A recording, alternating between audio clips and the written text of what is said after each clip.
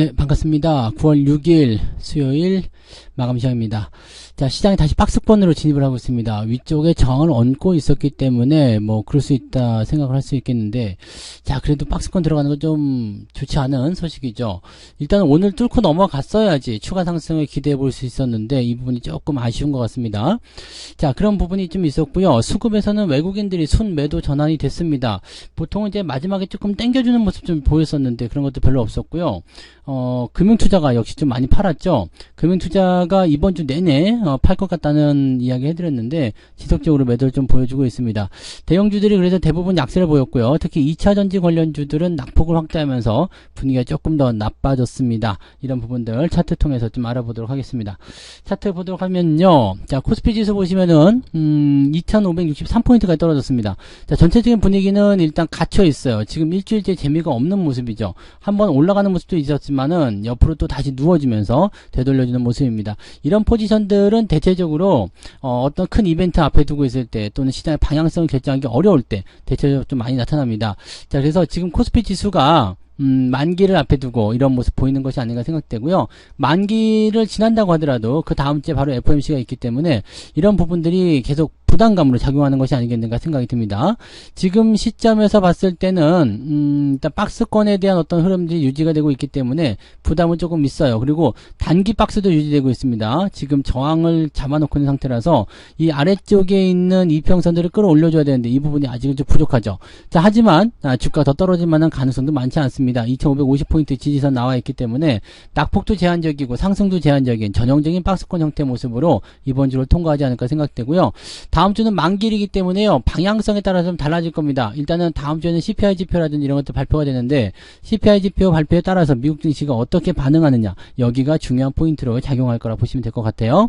자, 오늘 분봉 상황 보시면 재미없다는 게 그냥 바로 드러나죠. 네.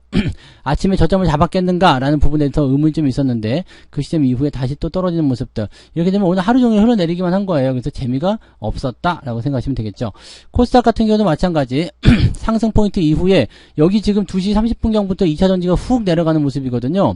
이 부분이 이제 부담을 좀 줬다고 보시면 되겠습니다. 상승 기조 유지하던 것이 마이너스로 훅 떨어진 모습이었는데, 자, 일단은 코스피도 내리고 코스닥도 내리고 둘 다 내렸기 때문에 뭐 크게 의미 없지 않겠느냐 볼 수 있겠지만 실질적으로 2차전지 쪽 낙폭이 훨씬 더 크게 나타났기 때문에 여기서의 부담감은 더 커져 있다고 보시면 되겠습니다. 그래서 코스닥 쪽의 변동성이 더 확대될 가능성도 있다라고 보시면 될 것 같아요.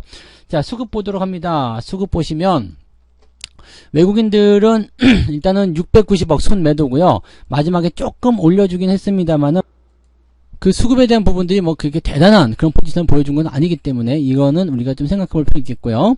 자, 그 다음에 금융투자가 2천억 가까이 매도를 했죠. 얘네들이 매도를 많이 친 게 오늘 가장 큰 부담이었습니다. 그리고 연기금까지도 순매수해서 끌려 내려왔다. 이렇게 판단하시면 될 것 같고요. 일단 이런 것들이 약간 부담스러웠어요. 그리고 코스닥 같은 경우도 수급이 돌아오지 못하는 모습이었죠. 조금씩 좋아지려고 했었다가요. 변화를 좀 겪었습니다. 그래서 이런 것들이 약간의 부담감을 좀 가졌다라고 생각하시면 되겠습니다. 수급 동안 별로 볼 거 없어요. 오늘은 그냥 매도 일색으로 진행이 됐었고요. 그 매도에 대한 부분들이 그다지 시장에 좋지 않게 영향을 줬다라고 판단하시면 됩니다.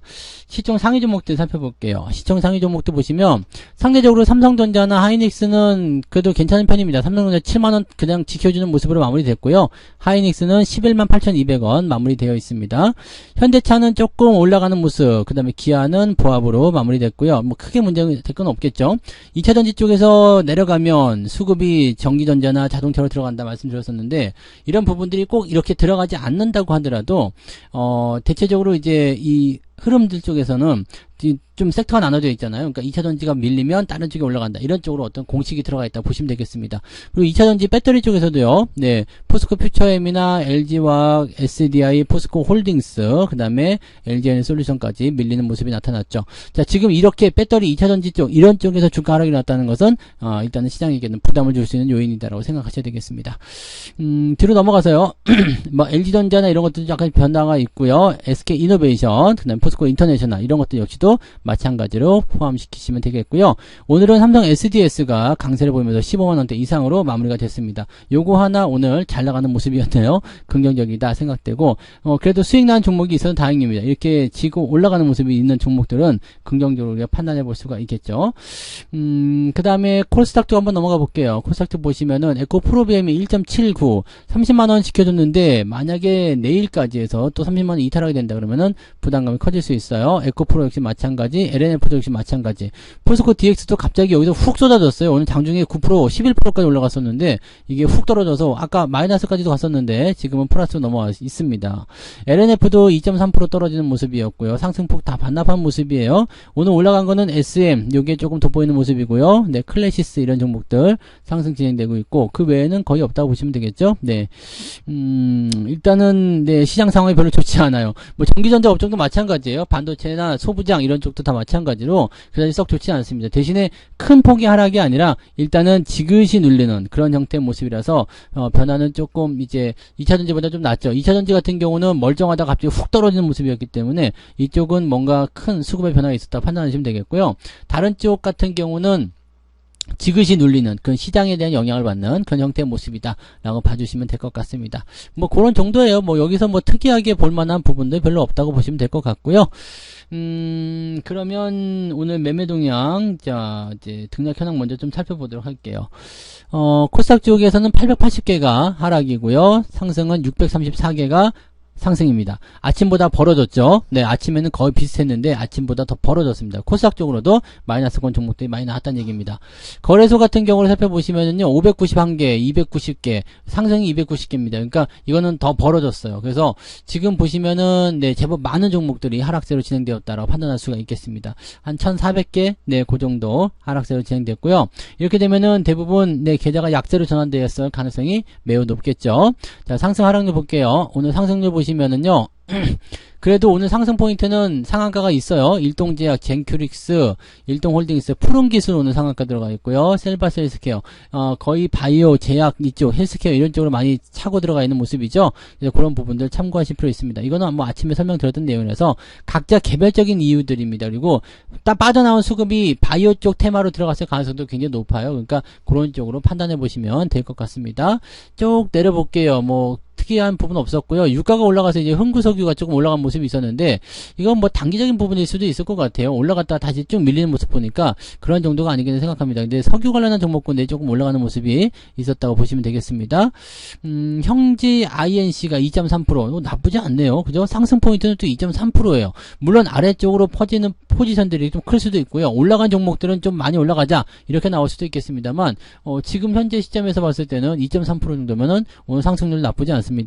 자, 하락률 넘어가 볼게요. 네, 슈어 소프트테크, 퀸타 맥트리스, 그 다음에 아톤, 디젠스, 휴비치 이런 식으로 되어 있고요. 요즘 낙폭이 그렇게 크지 않네요. 네, 근데 마지막 포인트는 아침보다 더 올라왔죠. 그래서 마이너스 2.48, 즉 마이너스 한 0.23 정도는 오늘 밀릴 수 있다. 0.5 정도까지는 보셔도 될 것 같죠. 0.5 정도 밀릴 수 있다 이렇게 판단하시면 될 것 같고요. 떨어진 종목의 숫자가 많기는 많은데 근데 이런 종목군들이 뭐 이렇게 퍼센테이지를 크게, 즉 낙폭을 크게 만드는 그런 모습이 아니라 0. 몇 프로, 1%, 2% 뭐 이 정도 왔다리 갔다리 하는 그 정도의 변동성이었기 때문에 아마 파란 종목이 많더라도 상승 종목이 몇 개만 조금 붙어준다면 괜찮을 것 같고요. 붙어주지 않는다고 하더라도 낙폭 자체가 오늘은 크지 않다. 그냥 지루하고 밀리는 형태가 짜증난다. 이런 식의 느낌만 받으실 수 있을 것 같아요. 네, 자, 오늘 매매 동향 봅니다. 기관 쪽은 삼성 SDS를 가장 많이 샀고요. CJ 매수 들어와 있습니다. 그 다음에 인버스 이제는 주가가 좀 떨어지는 것으로 베팅을 좀 하고 있는 모습이네요. 그래서 고퍼스 쪽 매수 있고요. 현대오토에버, SM, 고려아연, 호텔신라 이렇게 매수가 되어 있고요. 삼성전자 매도가 있는데 규모는 많지 않습니다. 하나솔루션, 포스코 DX 이런 쪽으로 매도가 2차전 쪽 매도가 제법 많은 편입니다. 그래서 그런 쪽 진행이 되어 있고요. 그 다음에 외국인 넘어가 볼게요. 삼성전자 매수 600억 정도 매수 들어왔는데 아침보다 좀 많아 늘어난 거죠. 자, 그다음에 금양도 오늘 매수 들어왔는데 금양은 오늘 배터리 종목들 내려갈 때 안 내려갔어요.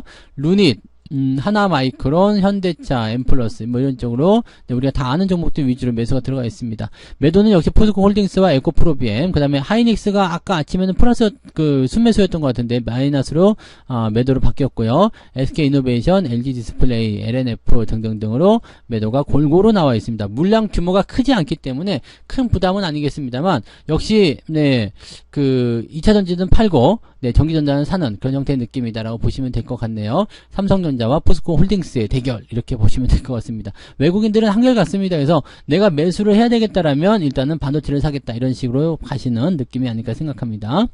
자, 시장은 일단 우리가 좀 좋지 않게 생각하는 시나리오대로 가고 있습니다. 이게 플랜 B로 봐야 될까요?